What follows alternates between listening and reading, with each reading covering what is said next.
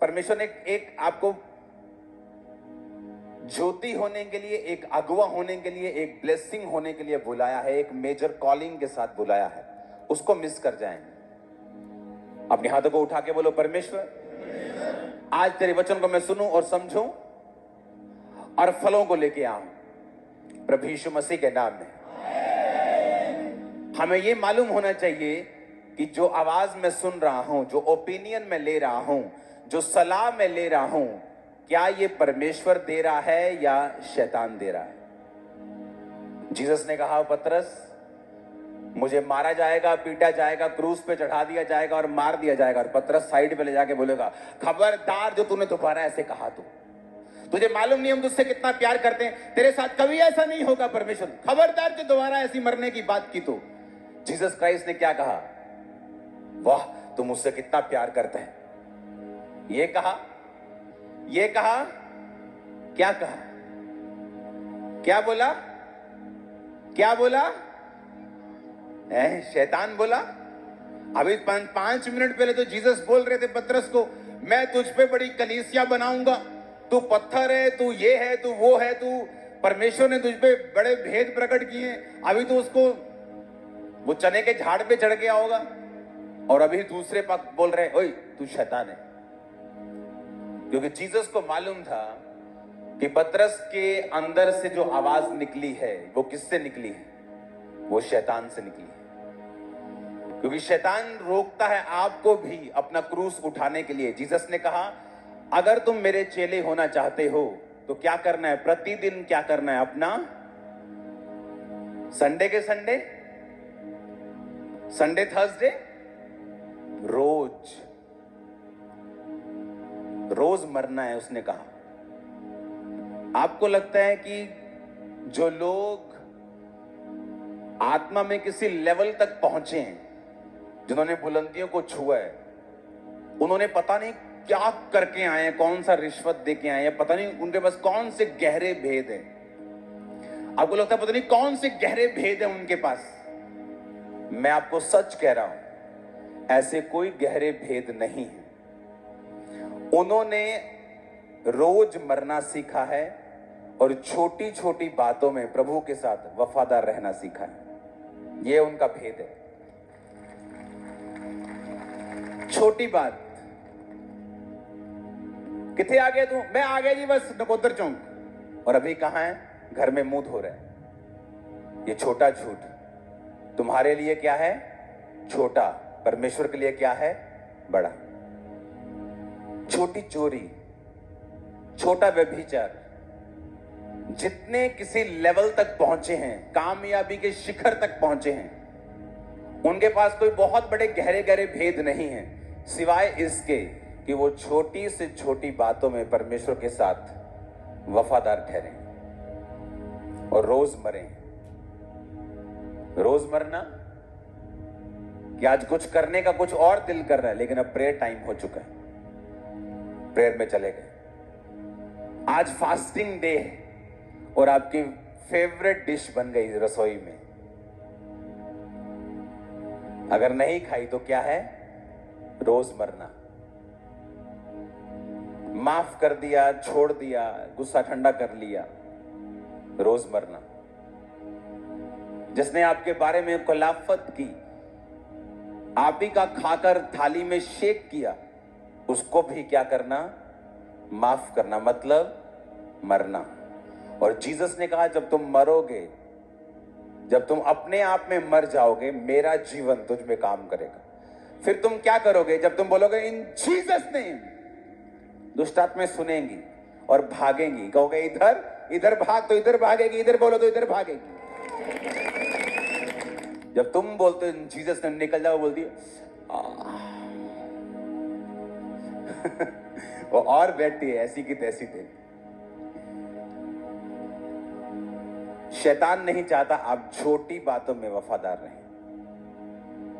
कामयाब होना है तो आपको वचन के साथ जुड़ना पड़ेगा, स्पिरिट के साथ जुड़ना पड़ेगा। लोग क्या बोलते हैं कि जिन्नी मालक ने लिखी आ उन्नी भोगनी आ। हाँ, वचन क्या कहता है? आपने कभी ये सुना वचन क्या कहता है?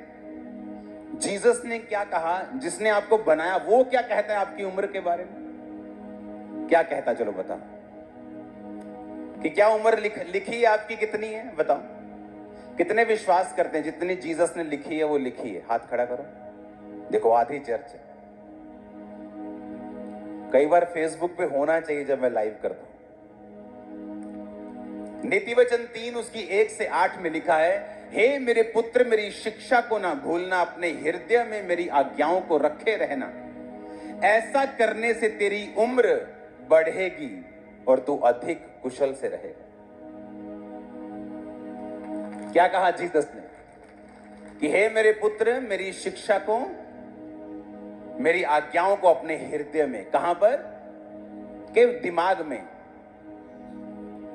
दिल लगा के रखना परमेश्वर के वचनों के साथ। जब दिल लग जाएगा खुदा के वचनों के साथ, तुम उसे तोड़ोगे नहीं। बहुत से, दुनिया की बात कर रहा हूं, बहुत से आदमी, हस्बैंड्स ऐसे हैं जिन्होंने मैरिटल किसी और औरत के साथ अफेयर नहीं किया शादी के बाद, क्योंकि उनकी वाइफ उनसे बहुत प्यार करती थी और वो अपनी वाइफ का दिल नहीं तोड़ सकते थे, सिर्फ इस रीजन से। जब आपके हार्ट में परमेश्वर के वचन के लिए प्रेम पैदा हो जाएगा, क्या लिखा उसने? कि अपने हृदय में मेरी आज्ञाओं को रखे रहना और मुझसे वफादार रहना, व्यभिचारी मत बनना, मेरी शिक्षा को ना भूलना, तो क्या होगा? तेरी आयु बढ़ेगी। तुम बढ़ा सकते हो अपनी आयु को। और किसके हाथ में? अब बताओ किसके हाथ में आयु? तुम्हारे हाथ में।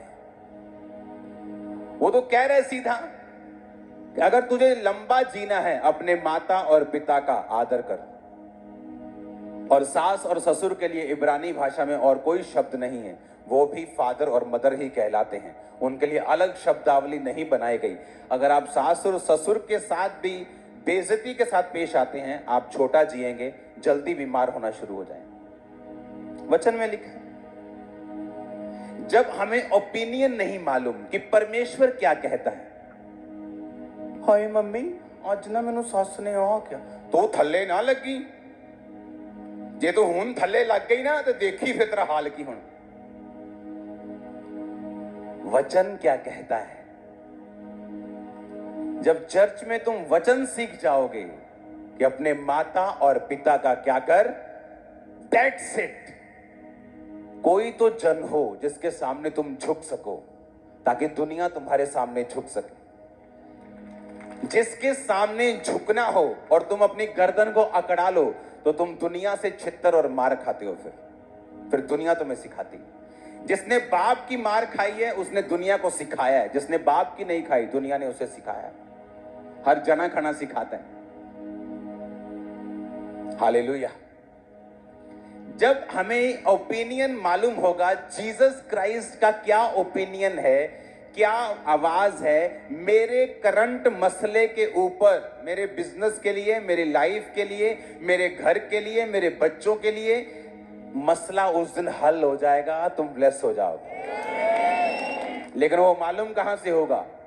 वचन की गहरी शिक्षा से, बाइबल के साथ जुड़ने से।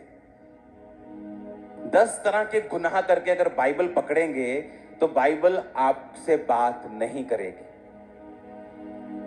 वो आपसे बात करती है। उसने मुझसे बात की है 2004-5 में, जब मैं स्ट्रगल कर रहा था अपने फेथ में, हीलिंग नहीं ले पा रहा था, परमेश्वर के वचन ने बात की, हे मेरे प्रिय भाइयों हियाव बांधो, दृढ़ रहो, क्योंकि तुम जानते हो मसीह में की गई मेहनत व्यर्थ नहीं जाती।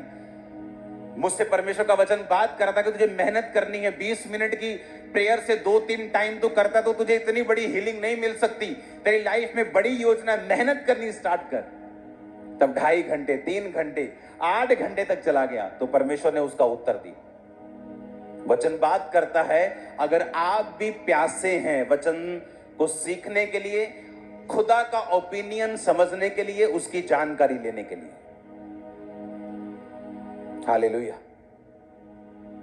देखो वचन क्या कहता है कहता मेरी शिक्षा को ना भूलना, मेरे अपने हृदय